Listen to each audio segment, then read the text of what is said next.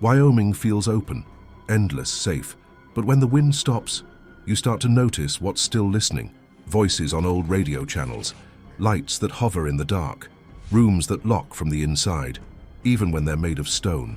Here, there's no one to call, no one to blame, and nothing loud enough to explain what's been buried.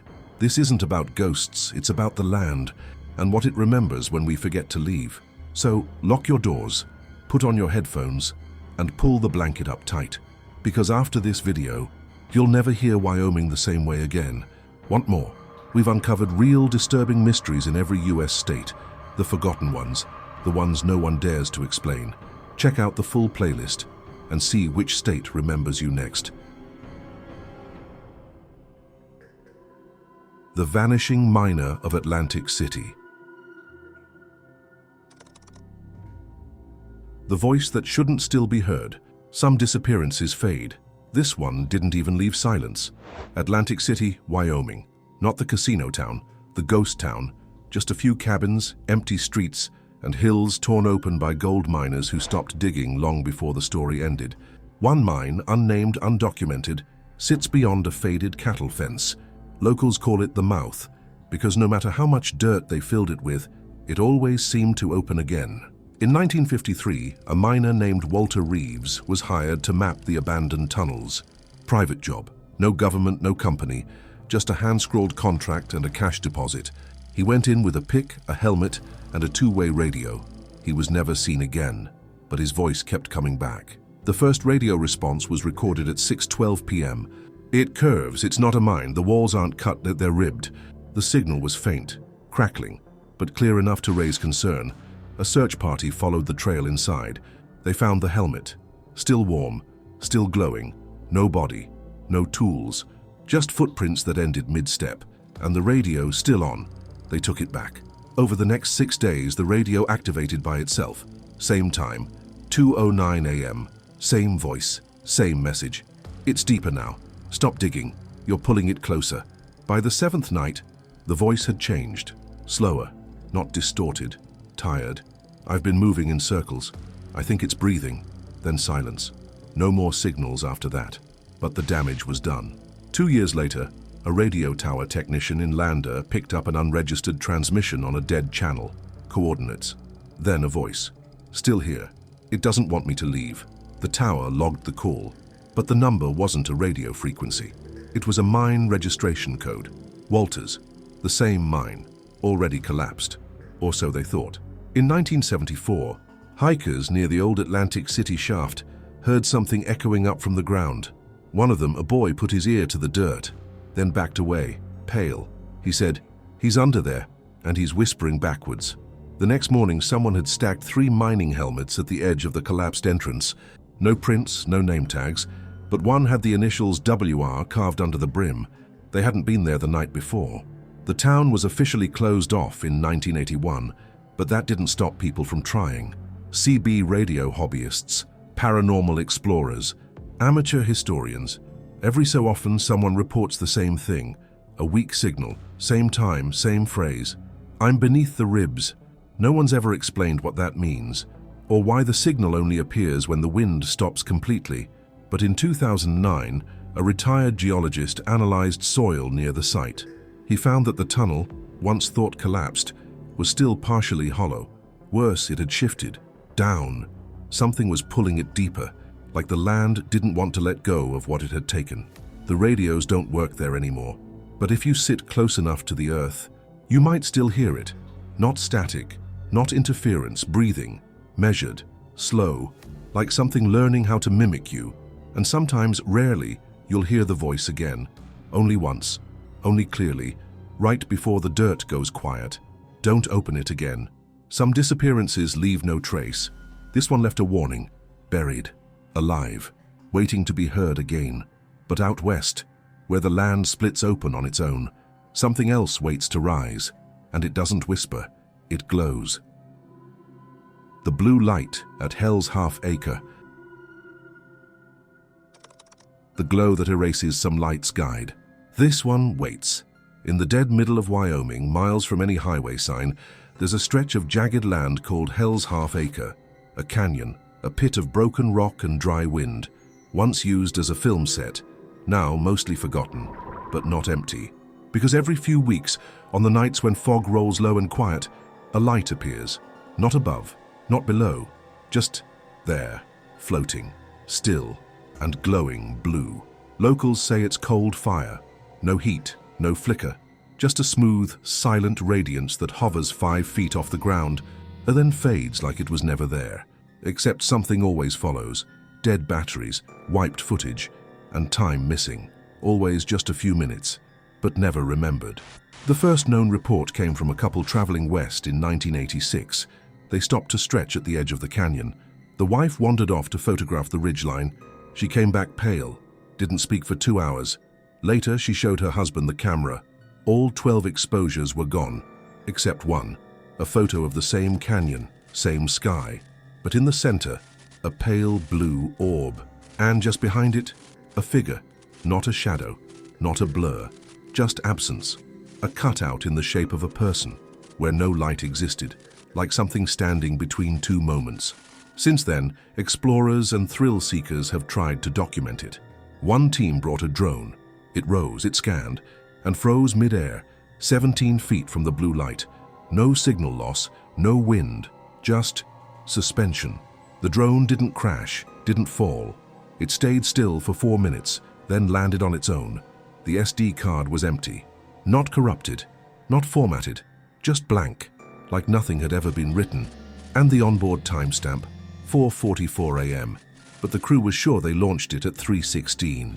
Others bring analog film, old gear, no electronics. But even those come back warped, film fogged, shadows reversed, and in one case, a full roll exposed from the inside. Photochemically impossible, unless the light wasn't reflecting, it was watching. A geophysicist once tried to scan the canyon for geothermal anomalies, no heat signatures. But when they processed the ground radar, they found what looked like a chamber, 32 feet beneath the light's usual position. Perfectly circular. No known formation explains it, just a void, in solid rock. And here's the detail that stayed with him.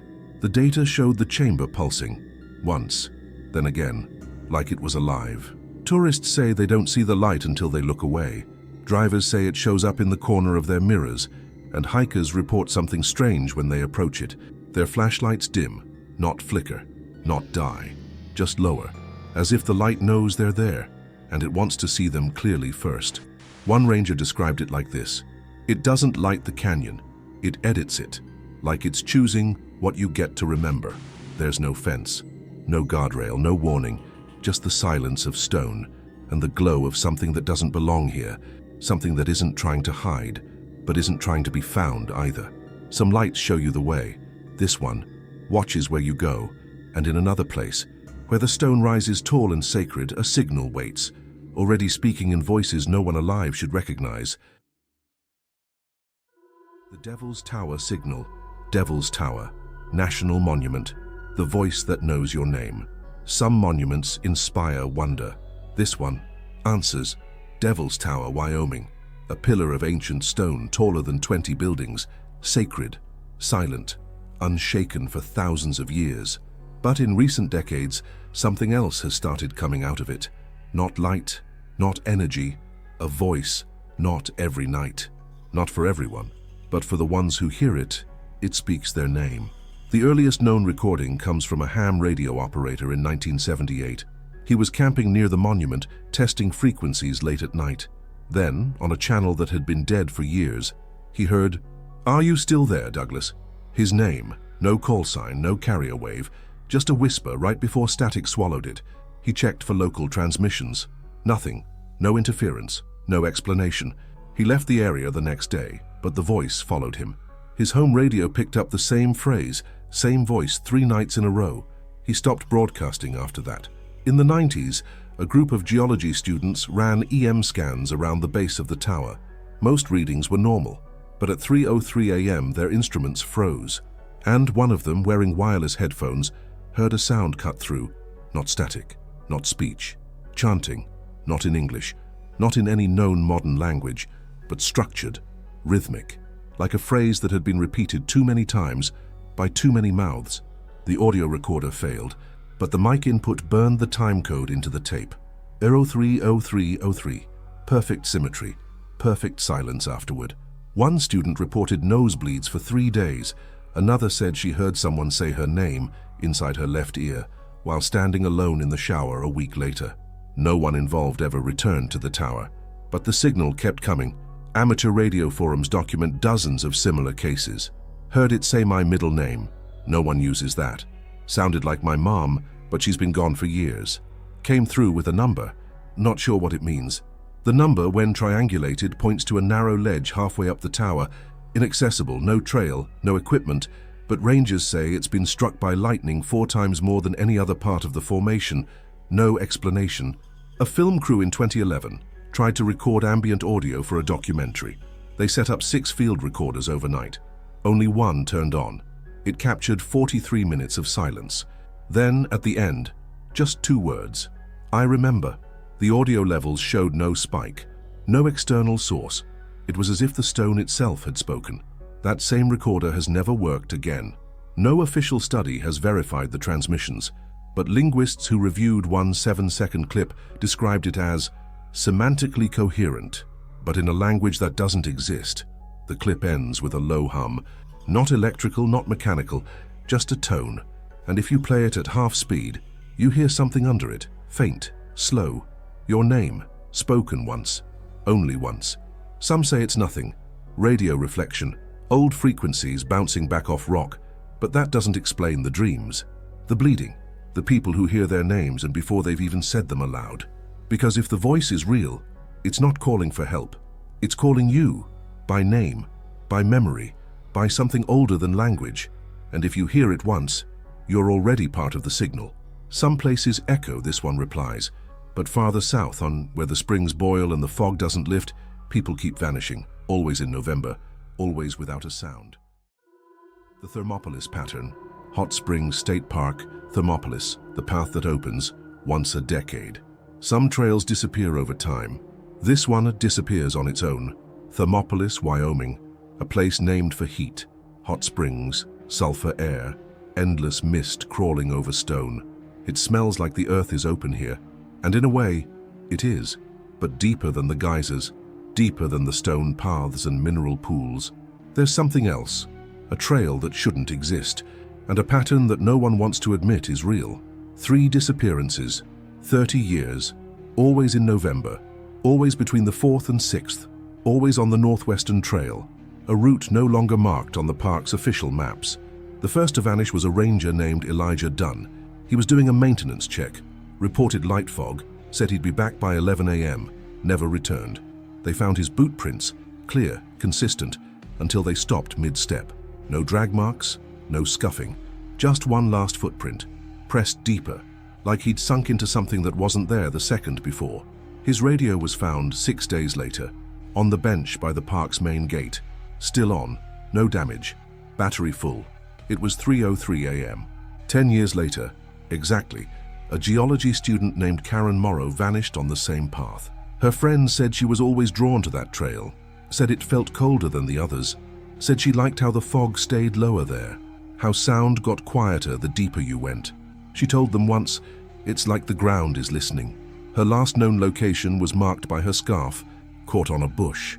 The strange part, the bush was charred, as if struck by lightning, but there was no storm, no burn marks on the ground, just black leaves, and nothing else. No footsteps leaving, no signs of struggle, only a note in her journal, found later in her dorm.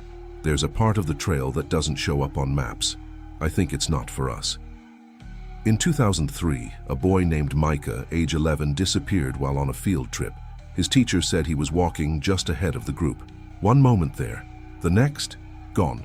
No scream, no sound, only fog. Rescue dogs couldn't track him.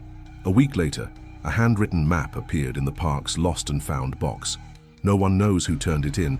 It had only one word at the top, return, and it showed a trail, looping once, then vanishing into the edge of the paper. The line was drawn in something red, not ink, not pencil. When tested, it wasn't blood, but it wasn't anything they could identify either. The sample degraded in 43 minutes. Rangers closed the trail in 2005, removed signs, blocked access, But hikers say the path still appears, only on cold mornings, only in the fog, only when you're walking alone. One man reported seeing footprints ahead of him. He followed, then realized they matched his boots. Exactly, down to the angle, the wear, like he was following a version of himself that had already gone in. Another hiker said the mist parted once, revealed a clearing, flat, perfect, too perfect. She said it smelled like stone and metal. She blinked, and it was gone. She found herself standing where the trail had started, but it was dusk. She had been gone 9 hours. She only remembered 30 minutes. Park staff refuses to comment. Locals say the trail is just a trick of the land, but they don't hike it, and they don't let their children go near the northwest edge in November, because something out there repeats. A rhythm, a window, a rule, and the people who vanish, they never scream, because by the time the fog takes them, they're already somewhere else. Some paths lead you back. This one doesn't want to be walked twice, but deeper west, where the cliffs give way to fossil beds and carved silence, there's a sound no one admits to hearing, because it doesn't come from the wind, it comes from below. The hiss beneath Fossil Butte. What's breathing under the stone? Some places echo back. This one waits beneath you. Fossil Butte National Monument. Ancient stone. A museum of prehistoric silence. Dry cliffs layered with bones no one alive remembers leaving behind. But something newer waits there now. Not fossilized, not visible, just audible, barely, if you're standing in the right place at the wrong time. A sound, a hiss. In 2002, a team of geologists brought seismic audio gear to the butte. Their goal? Measure micro-vibrations for erosion studies. Their result? A 38-second clip that no one could explain. It wasn't tectonic movement. It wasn't gas release. It wasn't wind. It was low, steady, too smooth.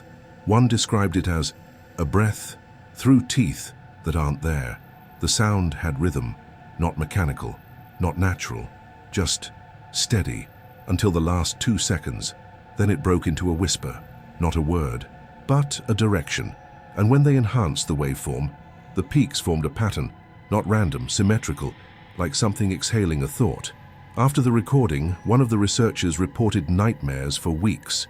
He said he saw corridors inside stone, places that didn't match the geology, like someone had tunneled through time, not rock. When he returned to Fossil Butte a year later, he refused to leave the parking lot, said the air felt aware. A separate incident in 2011 involved a field tech mapping echo loss zones. There's a canyon wall where sound just doesn't bounce. You can yell, clap, slam a rock, nothing comes back, but only between 2:00 and 2:11 a.m. every night.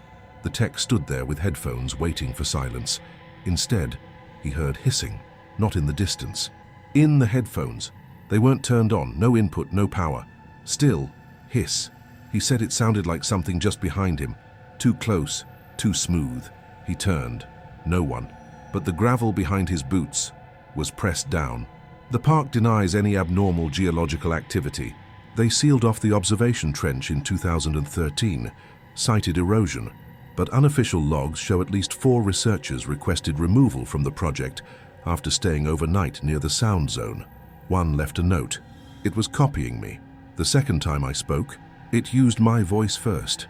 There are no caves under Fossil Butte, no vents, no fault lines, but the sound persists, sometimes on tape, sometimes in dreams, and sometimes, according to one ranger, through the bones themselves. He swears he saw a fossilized jaw on display shift slightly one night. No quake, no impact, just the teeth, the clicking once, and in the silence that followed, a faint hiss came through the security monitor. No one was near the mic, but the timestamp? 2:11 a.m. Visitors don't stay long in the quiet zone anymore. They say the air feels dense, the ground hums, and something, not wind, presses against their ears. One man tried to record it with an old cassette deck. It worked, but the tape played backward, even after rethreading it. The only intelligible moment, a word, spoken once. Below, some whispers fade, but this one is still rising, still learning, still listening back. And when the butte goes completely still, not quiet, but still, the hiss begins again, not louder, not closer, just waiting for your breath to stop so it can continue. Some voices echo, others replace your silence. But farther up in the high woods, where the cabins face nothing but wind, something knocks before the wind even starts.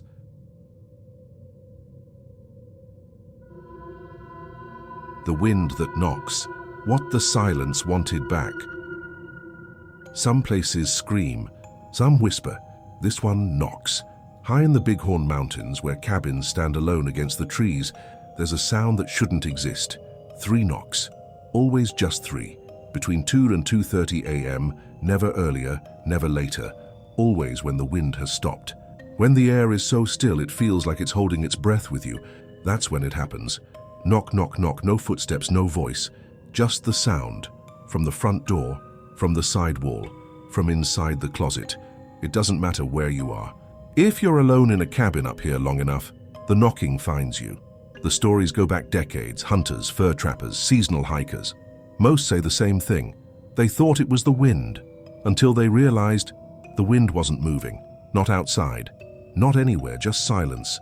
Then 3 knocks, rhythmic, deliberate, not echo, not branch, like someone asking to come back in. In 1987, a Forest Service worker named Joel Reed spent 2 weeks alone in a monitoring cabin. Day 5, he noted the first knock. Thought it was an animal. Day 6, 3 knocks again, same time, no wind. Day 7, it came from the back door, which was bolted from the inside. No tracks in the frost, no damage, just marks on the wood, like knuckles pressed flat from the wrong side. Joel left on day 8, never returned. His journal ended with one line: "It knew I was pretending not to hear." In 2004, a camper's audio log captured the knocks. No other sound, not even breathing, just knock, knock, knock. Then 30 seconds of silence. Then again, but closer. The man never released the full tape. He said there was a moment where he knocked back, and something knocked inside the floor, like it had been waiting. Locals say it's nothing. Old pipes, settling wood. But some cabins don't have plumbing. Some have stone walls. Some aren't even cabins anymore, just foundations. And still, people report the knocking, even where there are no doors. A hiker once told rangers he woke up to knocking on his tent. He unzipped the flap. No one there. But the knocking continued. From the inside of his backpack, he dumped it out. Everything intact, except his compass, which now pointed down. No one's ever seen what causes it. No one's ever caught it in the act. But those who hear it say the same thing. It's not trying to come in. That's trying to come back. 3 knocks. Never more, never less. Always between silence and sleep.